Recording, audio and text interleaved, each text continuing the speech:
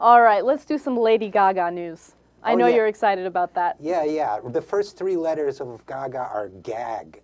Look, here's the thing. Look, okay, here's my Lady Gaga manifesto. Okay, here's my position on Lady Gaga. First of all, as a former professional rock musician, I respect anybody who can be successful in that industry. She must be incredibly smart and hardworking and successful. And I really admire that. And her tunes are really pretty good.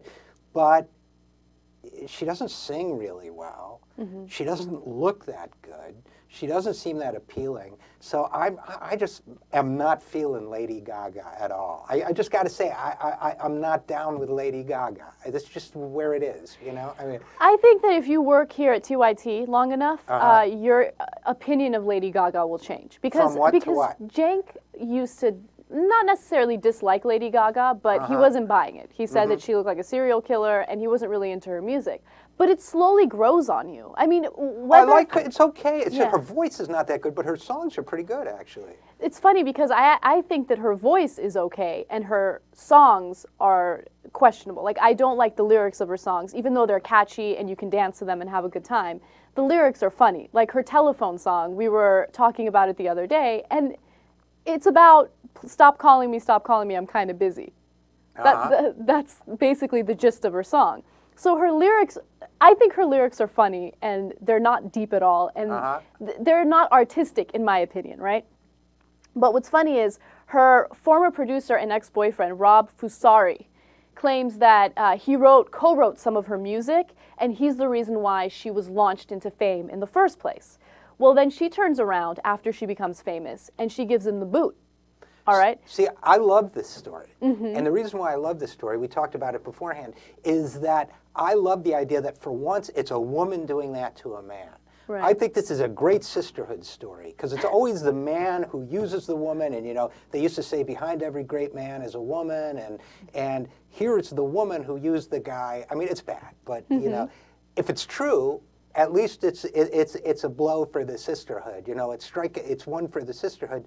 But so if he says that he created her and wrote her songs and helped make the image, does that mean she's Lady Gaga and he's Lord Gaga? That's a possibility. Okay, so he wants half of everything? He's creator Gaga. Yes. Oh, I see. So this is what he's planning on doing, though. He says, okay, so I launched her into stardom. She's now famous, and I was supposed to get 20% of her song royalties. Well, I'm not getting 20% of her song royalties, so I'm going to go ahead and sue her for $35 million. So I don't know, obviously we don't know what the evidence is of the case. He claims that he did receive checks for about $600,000, but he says that was not the full share that he was supposed to receive. So look, if she did do him dirty, and there's a contract stating that he's supposed to get 20% of the royalties and he's not receiving 20%, then yeah, go sue her. Sue her for the amount of money that you're supposed to get. Why not? I'm totally for that. And, you know, I'm for equality. Absolutely. I don't think men should screw women over. I don't think women should screw men over. She's been using been using the money she owes him to buy tablecloths and napkins and put them on her face for her videos. Because isn't that weird that she takes a little like lace napkin thing and puts it on her face? I mean, I realize I'm digressing from your point. No, not at all. I was looking at that video and thinking, what's up with that? She's avant-garde. She's avant-garde. She looks like a piece of my grandmother's furniture in that picture right there. I mean, that's weird, you know, with the... I don't know. I like don't feel it, you know? I mean, that's cool, I guess, but, you know... This is why I like it. She knows she looks ridiculous. Of course. Okay, she knows that it's not attractive. She knows that she's not known for being attractive because most of the time she's covering her face with a ton of weird makeup and a ton of weird props. Right. But I love that she has the balls to do it. Right. I mean, it's like what Marilyn Manson did, right? I mean, it's like the female version of that. It's kind of like what Cher did, but Cher still felt that she had to be sexy. I mean, it's like I see what you're saying. She's kind of taking it to the next level and saying, I don't even have to be sexy or attractive. I just have to be weird. Bizarre and out there. And it's working for her. It is working for her. I mean, that's what she's known for. There was this reality show on Bravo, and it had to do with fashion designers.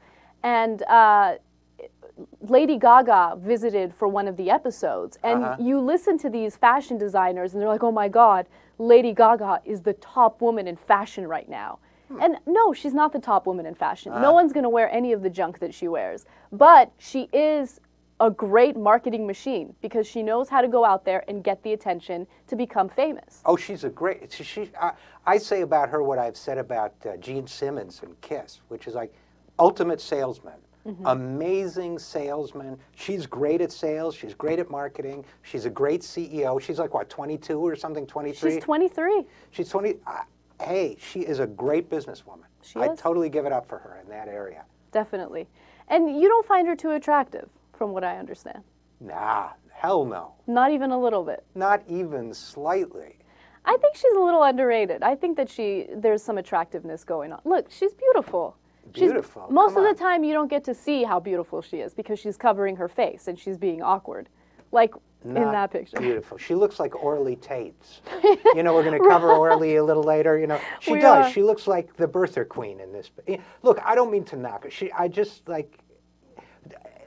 I guess part of what's impressive about her is that she's this ordinary-looking person with an ordinary voice, in my opinion, who has made a megastar out of herself with drive and smarts and salesmanship. She's super smart. I give her that. But it's interesting, you know, but no, I don't feel her. You're not digging her? Nope. Watch the live show at theyoungturks.com.